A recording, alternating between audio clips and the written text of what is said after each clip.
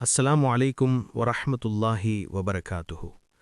அன்பான என் சகோதரர்களே, அன்பான என் சகோதரிகளே, இன்று நாம் கேட்கப் போகும் இந்த நிகழ்வு ஒரு வரலாற்று சம்பவம் மட்டுமல்ல, இது ஈமானின் உச்சம்.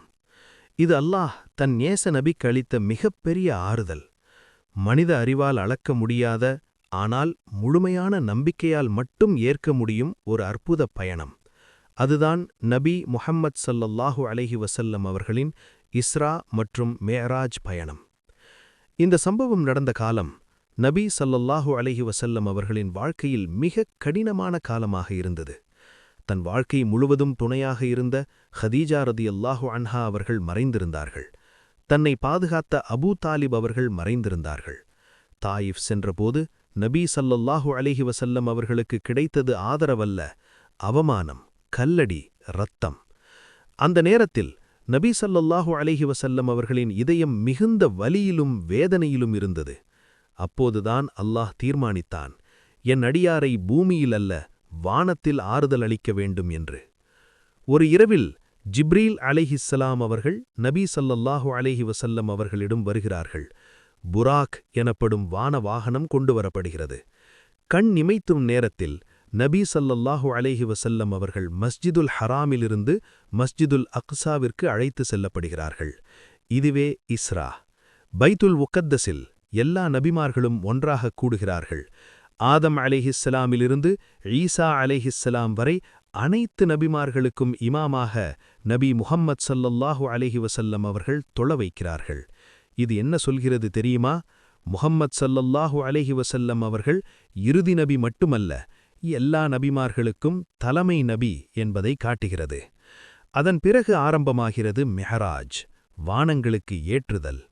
முதல் வானத்திற்குச் சென்றபோது ஆதம் அலைஹிஸ்ஸலாம் அவர்களை நபி ஸல்லல்லாஹு அலைஹி வஸல்லம் சந்திக்கிறார்கள். இரண்டாம் வானத்தில் ஈசா அலைஹிஸ்ஸலாம், யஹ்யா அலைஹிஸ்ஸலாம். மூன்றாம் வானத்தில் யூசுஃப் அலைஹிஸ்ஸலாம், அழகின் பாதி அவருக்கு வழங்கப்பட்டவர். நான்காம் வானத்தில் இத்ரீஸ் அலைஹிஸ்ஸலாம். ஐந்தாம் வானத்தில் ஹாரூன் அலைஹிஸ்ஸலாம். ஆறாம் வானத்தில் மூசா அலைஹிஸ்ஸலாம். அங்கே மூசா அலைஹிஸ்ஸலாம் அவர்கள் நபி ஸல்லல்லாஹு அலைஹி வஸல்லம் அவர்களின் உம்மத்தை நினைத்து அழுகிறார்கள். என்னுடைய உம்மத்தை விட அதிகமாக சொர்க்கம் செல்லும் என்று சொல்லி கண்ணீர் விடுகிறார்கள். ஏழாம் வானத்தில் இப்ராஹீம் அலைஹிஸ்ஸலாம் பைத்துல் மஅமூரின் அருகில் அமர்ந்திருக்கிறார்கள். அதற்குப் பிறகு நபி ஸல்லல்லாஹு அலைஹி வஸல்லம் அவர்கள் சித்ரத்துல் முன்தஹா என்ற எல்லையை அடைகிறார்கள். அங்கே ஜிப்ரீல் அலைஹிஸ்ஸலாம் அவர்கள் சொல்கிறார்கள், இதற்கு மேல் நான் ஒரு அடி வைத்தாலும் நான் அழிந்து விடுவேன். ஆனால் நபி ஸல்லல்லாஹு அலைஹி வஸல்லம் மட்டும் அல்லாஹ்வின் அருகில் அழைத்து செல்லப்படுகிறார்கள். இது மனிதனுக்கு கிடைக்காத பெருமை. இங்கேதான் அல்லாஹ் நேரடியாக நபி ஸல்லல்லாஹு அலைஹி வஸல்லம் அவர்களுக்கு தொழுகையை கடமையாக அழைக்கிறான். முதலில் 50 நேர தொழுகை. திரும்பி வரும்போது மூசா அலைஹிஸ்ஸலாம் அவர்கள் ஆலோசனை கூறுகிறார்கள், உன்னுடைய உம்மத்தால் இதை தாங்க முடியாது என்று. பல முறை அல்லாஹ்விடம் திரும்பிச் சென்று இறுதியாக 5 நேர தொழுகையாக குறைக்கப்படுகிறது. ஆனால் அல்லாஹ் சொல்கிறான், 5 நேரம் செய்தாலும் நன்மை 50 நேரத்திற்கு சமம். அன்பான சகோதரர்களே, தொழுகை பூமியில் கொடுக்கப்படவில்லை, அது வானத்தில் கொடுக்கப்பட்டது. அது ஜிப்ரீல் வழியாக அல்ல, நேரடியாக அல்லாஹ்விடமிருந்து கொடுக்கப்பட்டது. இது தொழுகையின் மதிப்பை நமக்கு உணர்த்துகிறது. நபி ஸல்லல்லாஹு அலைஹி வஸல்லம் அவர்கள் இந்த சம்பவத்தை மக்களிடம் சொன்னபோது பலர் கேலி செய்தார்கள்.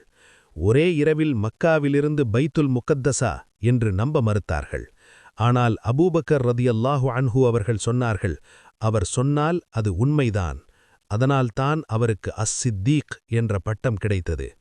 அன்பான என் சகோதரர்களே, மிஅராஜ் நமக்கு சொல்லும் செய்தி ஒன்றே ஒன்று: தொழுகையை இழந்தவன் ஈமானை இழக்க ஆரம்பித்து விட்டான். தொழுகையை காப்பவன் அல்லாஹுவுடன் தனது தொடர்பை காப்பவன்.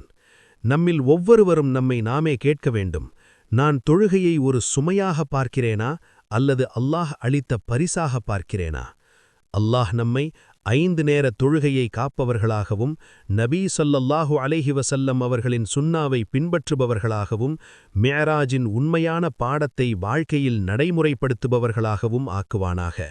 ஆமீன். இன்ஷா அல்லாஹ், நாம் ரமலான் மாதத்தை அடைய இருக்கிறோம். நான் இந்த ரமலானில் ஷார்ட்ஸ் மூலம் கேள்வி பதில் கேட்கலாம் என்று நினைக்கிறேன். இதற்கு நீங்கள் ஆர்வமாக இருந்தால் ரமலான் என்று கமெண்ட் பண்ணுங்க. இந்த ஹதீஸ் உங்களுக்கு பிடித்திருந்தால் சப்ஸ்கிரைப் பண்ணுங்க. உங்களுக்கு பிடித்த ஹதீஸ் என்னன்னு கமெண்ட் பண்ணுங்க. மறக்காமல் இந்த வீடியோவை ஷேர் செய்து நன்மைகள் பெறுங்கள். அஸ்ஸலாமு அலைக்கும் வரஹ்மத்துல்லாஹி வபரகாத்தஹு.